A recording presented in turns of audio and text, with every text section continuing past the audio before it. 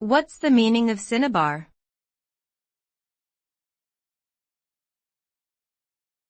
Cinnabar.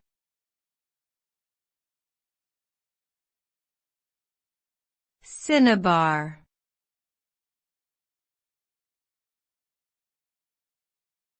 Cinnabar.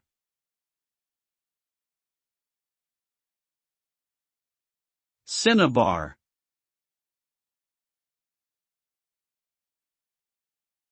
Cinnabar is a bright red mineral, commonly known as mercury sulfide, with the chemical formula HGS.